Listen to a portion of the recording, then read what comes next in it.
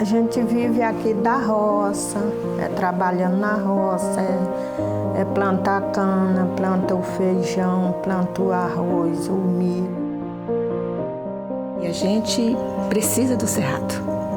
É do cerrado que a gente tira as plantas medicinais, é do cerrado que a gente tira as frutas. Então a gente quer preservar o cerrado. Todos os dias uma comunidade nos liga comunicando que alguém tentou invadir sua terra. Todos os dias, assim. Quando a gente pensa hoje no principal vetor, né, de transformação do cerrado, é inegavelmente o setor da agricultura e da pecuária, né? Então, aquilo que a gente chama de agronegócio, né? O porquê do cerrado? Quer dizer, o cerrado é um espaço no Brasil onde você ainda pode pretender conciliar produção agrícola com conservação. E o cerrado tem sim espaço para você acomodar uma agenda social, uma agenda ambiental e uma agenda de produção agrícola.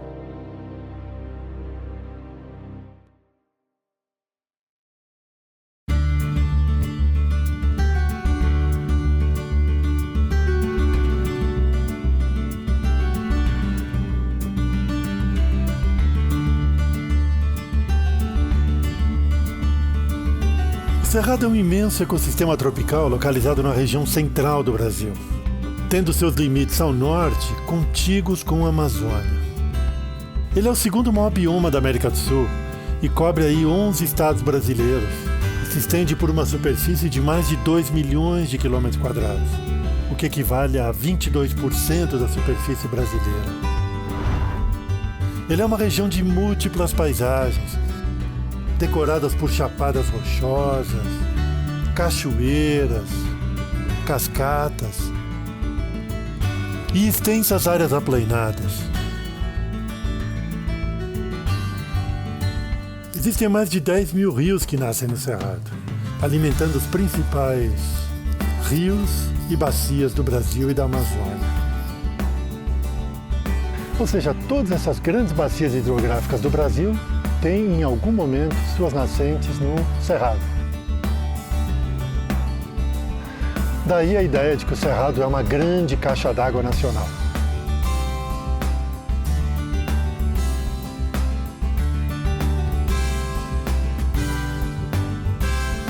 Olha, a paisagem que nós estamos vendo aqui é uma paisagem clássica do Cerrado, quer dizer, quanto mais você sobe na rede de drenagem, próximo das nascentes, você encontra essa paisagem que é conhecida como vereda. Eu sou Arnaldo Carneiro Filho, engenheiro agrônomo e pesquisador do Instituto Nacional de Pesquisas da Amazônia, desde 1985. Nesse meio tempo eu fui diretor científico na Secretaria de Assuntos Estratégicos da Presidência da República, trabalhei com várias ONGs e atualmente coordeno uma série de estudos territoriais num projeto intitulado Input, Iniciativas para o Uso da Terra. O cerrado é aquilo que se chama de uma floresta de ponta cabeça. É um tipo de vegetação que desenvolveu todo um sistema radicular para se adaptar às condições de clima e solo no cerrado. O cerrado é uma das savanas tropicais mais biodiversas do mundo, com pelo menos 10 mil espécies de árvores conhecidas, metade delas endêmicas. Ele também dá abrigo a mais de 200 espécies de mamíferos, 600 espécies de pássaros, incluindo a ema, que é um dos maiores pássaros da América do Sul. Nos dias atuais, a ema pasteja e perambula pelas plantações de milho e soja, que obviamente nunca foram seu habitat natural. Há 50 anos atrás, essas plantações não eram tão expressivas na região do Cerrado. Mas as coisas mudaram.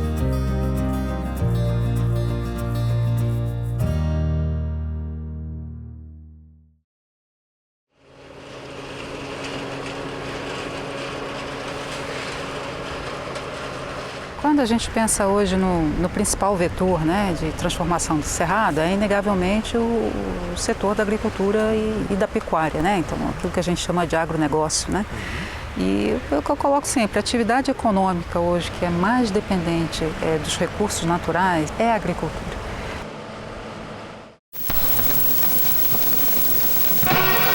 Até a primeira metade do século XX, as fazendas praticamente não existiam no Cerrado. As condições de solos pobres e ácidos praticamente impediam o seu uso.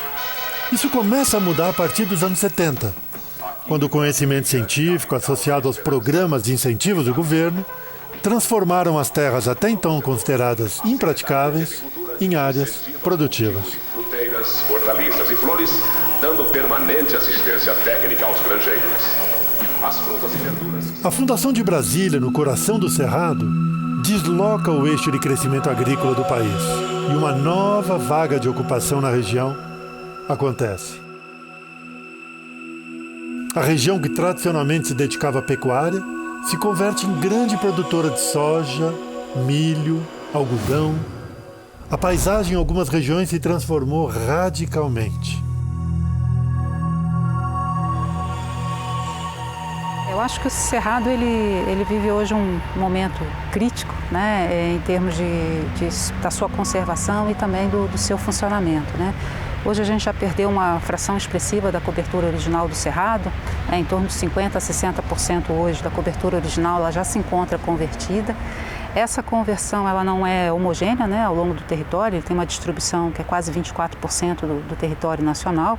Ela se concentra muito ainda na porção de ocupação mais antiga, que é a porção sul do Cerrado.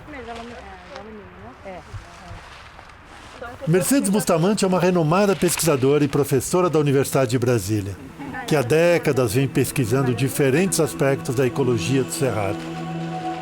Mas ela vem avançando muito rapidamente essas frentes de desmatamento para áreas ao norte do Cerrado e ao oeste do Cerrado.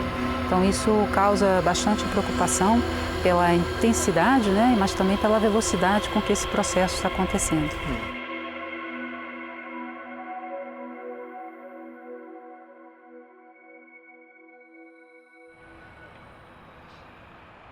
Então, bom, a ideia desse percurso é ter uma leitura em diferentes situações do Cerrado. Então, a ideia é conhecer tanto o serradense, o geraizeiro, o pessoal de fundo de quintal. Nós vamos sair de Brasília e nós vamos na direção de Palmas, em Tocantins. Então, no caminho a gente já vai ter uma série de oportunidades de interpretar um pouquinho o paisagem. Em março de 2017, eu percorri mais de 4.000 quilômetros de Cerrado durante 10 dias, incluindo a região do Mato Piba, que é considerada a nova fronteira do desmatamento no Cerrado. Isso tudo faz parte do meu projeto de pesquisa mais recente, que tenta produzir soluções para a expansão da agricultura na região, sem que isso gere novas conversões da vegetação do Cerrado. Vocês verão mais detalhes no decorrer desse vídeo. 10 dias no campo permitiu... O primeiro, que a diversidade de paisagens que nós temos no Cerrado não cabe numa palavra só. É preciso ir a campo, é preciso rodar muito, andar muito, para poder apreender toda a diversidade de paisagens que nós temos no Cerrado.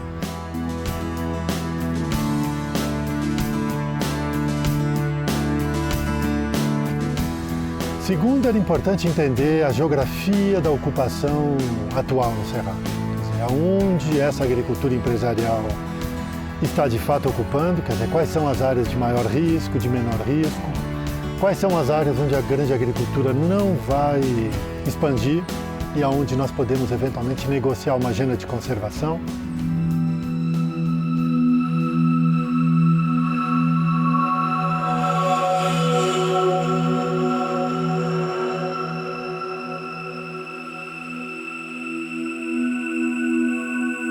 Descendentes de escravos, quilombolas, utilizam essas terras há séculos, desde que conquistaram sua liberdade. Até hoje, muitos ainda enfrentam uma batalha árdua para manter a integridade física de suas terras, como garante a Constituição brasileira. Quando a gente começou a compartilhar e envolver no conflito territorial quilombola, o que a gente observou é que praticamente todos os territórios quilombolas do Estado estão invadidos pelo agronegócio. Todos. Então é uma constatação. E essa invasão não é uma invasão pequena. A gente vai ter, numa média, 80% dos territórios quilombolas estão invadidos pelo agronegócio.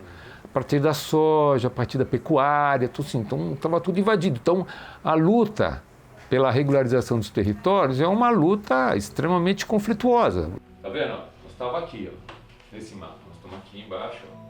É impossível fazer qualquer pesquisa no Cerrado ou propor qualquer solução para o uso da terra sem considerar e garantir a permanência de grupos que foram historicamente marginalizados, como é o caso dos quilombolas, constantemente vitimados em conflitos com grileiros e agricultores que invadem suas terras.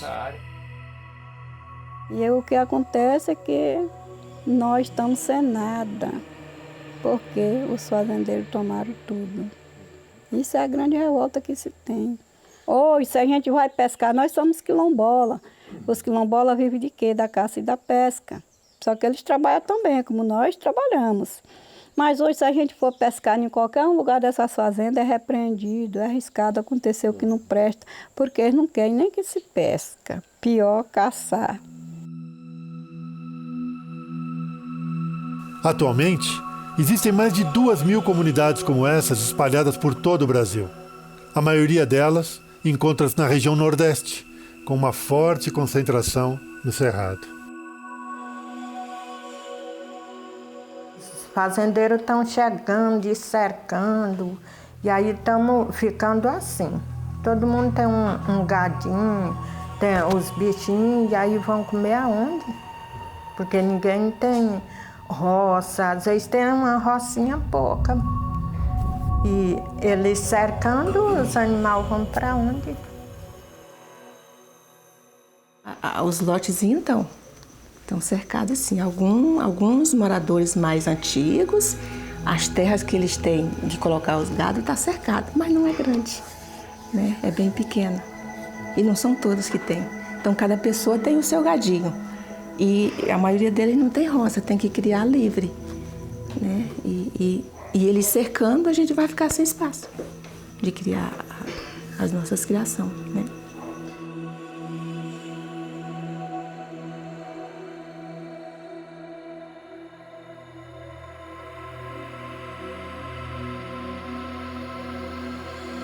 Eu fui coautor e publiquei recentemente um estudo intitulado A Expansão da Soja no Cerrado.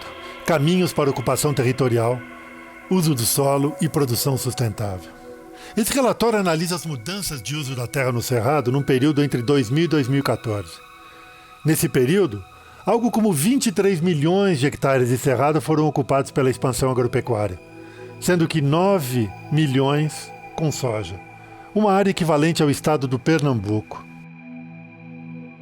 Então, ao contrário de outras frentes de desmatamento, o que a gente observa no Cerrado já é um processo de conversão para um uso já muito intenso, né? Então, isso também traz uma série de preocupações com relação aos próprios remanescentes de Cerrado, né? Ou seja, aquilo que já foi perdido, mas aquilo que também hoje se encontra preservado, qual é a capacidade que nós vamos ter de manter esses fragmentos funcionais e capazes também de conservar a biodiversidade do Cerrado.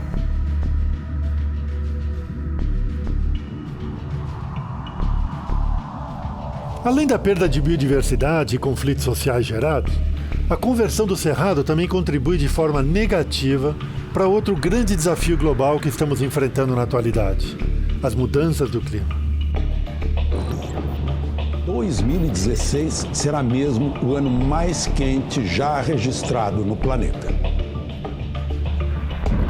Se nós olharmos para os cenários de mudanças climáticas, o Cerrado é um ecossistema que deve sofrer com as mudanças climáticas. Sofrer em que medida? Quer dizer, sofrer com a oferta de água no Cerrado. Então, se hoje as plantas agrícolas já vivem sob um estresse hídrico no Cerrado, é possível que no futuro próximo, com as mudanças climáticas globais, o Cerrado venha a ser um ambiente ainda mais complicado para você praticar uma grande agricultura empresarial.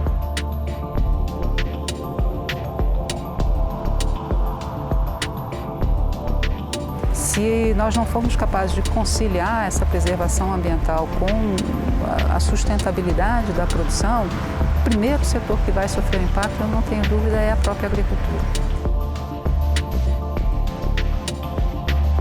Ou seja, toda essa dinâmica que nós estamos vendo da agricultura empresarial sobre o Mato Pibas hoje, sobre o Cerrado, pode sim ser uma agricultura efêmera. Por quê? Porque as mudanças climáticas vão criar um cenário cada vez mais complicado para a produção agrícola nessa região. Então isso representa mais custos em termos de defensivos, mais custos em termos de fertilizante, mais custos em termos de salvar uma produção, ou de ter que trabalhar com materiais novamente diferentes, né, em termos de qualidade de semente. Então acho que na hora que você coloca isso na conta, isso efetivamente começa a pesar. Esse trabalho que nós estamos fazendo não é somente focado nos problemas do Cerrado. Estamos viajando com o que eu acredito ser um mapa do caminho para uma possível solução. Uma solução que permita um acerto entre o social, o econômico e o ambiental. Que soluções são essas? Quer dizer, para você poder acomodar todo o desejo de expansão agrícola no Cerrado, é preciso olhar para as áreas já ocupadas no Cerrado.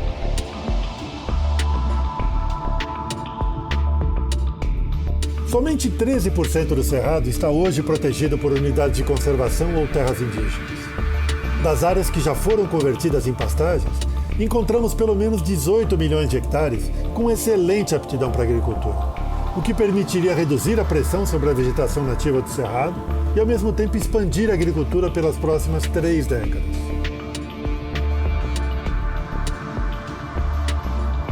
O Brasil, como o Cerrado, tem um grau de desperdício muito grande. Só no Cerrado, para você ter uma ideia, nós temos aí uns 35 milhões de hectares de áreas de pastagem que teriam alguma aptidão para receber agricultura. Pelo menos 18 milhões de hectares têm alta aptidão agrícola e poderiam servir para atender a expansão da agricultura brasileira para os próximos 30 anos. No Tocantins, um dos 4 estados que formam o Mato Piba, foi onde houve o maior aumento de conversão do Cerrado devido à expansão agrícola. Nosso projeto também tenta disseminar dados e soluções através do diálogo com o poder público.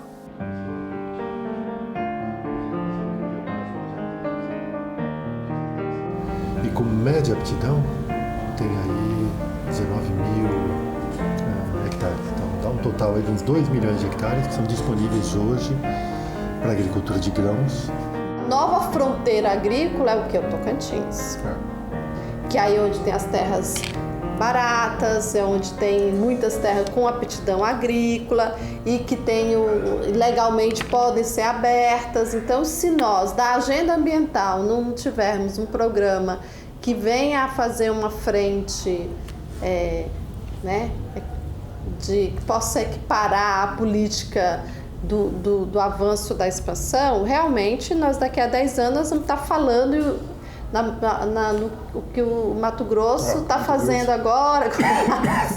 Então, por outro lado, é um estado que tem a economia ainda é baixa, os problemas sociais eles estão acontecendo, estão aí vibrando e o governo como um todo tem todo um olhar voltado para que isso, que a expansão agrícola aconteça como um viés da economia, né? Of course, no one said it was going to be easy. Acho assim que com o governo que nós temos tá meio difícil da gente conseguir isso agora, né?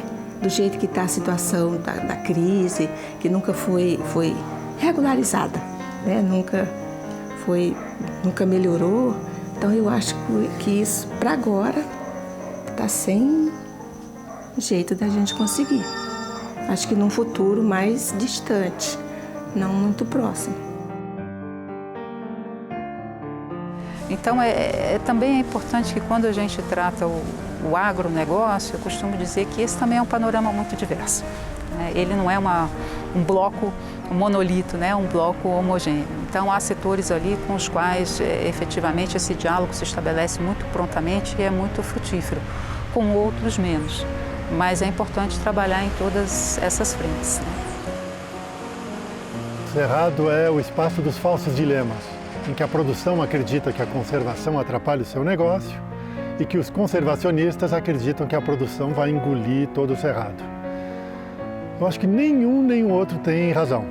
Na verdade, o Cerrado é grande demais E o Cerrado tem sim espaço para você acomodar uma agenda social, uma agenda ambiental e uma agenda de produção agrícola. Eu acho que ele tem que estar colocado na agenda, né?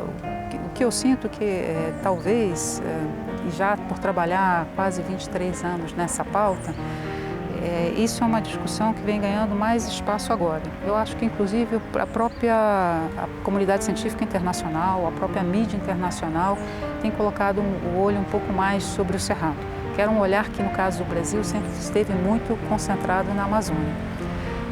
E eu acho também que eu não gosto muito do discurso que para proteger um a gente precisa sacrificar o outro, né? Eu digo que sustentabilidade ela não pode ser dependente do bioma, né? Ela é ou não é. A nossa ideia fazendo esse tour aí, que teve aí quase 4.000 quilômetros, em paisagens muito diferentes do Cerrado. Então a ideia, por um lado, era ter um aprendizado, uma compreensão da disposição dessas paisagens, aonde elas ocorrem. Nós pudemos também conversar com atores-chave que vivem no Cerrado, quilombolas, agricultores, pequenos, médios agricultores, com o poder público em alguns estados, como foi o caso do estado do Tocantins. Então a ideia era ouvir depoimentos, quer dizer, aprender com todos eles, e por outro lado testar algumas das soluções que a gente vem trabalhando para o Cerrado. Ou seja, tanto no Cerrado como na Amazônia, nós poderíamos sim aplicar hoje por um desmatamento zero. Isso não atrapalharia a expansão da agricultura brasileira, isso permitiria a construção de uma agenda de conservação, ora para cumprir com o Código Florestal, ora para cumprir com metas de expansão das áreas protegidas no Brasil.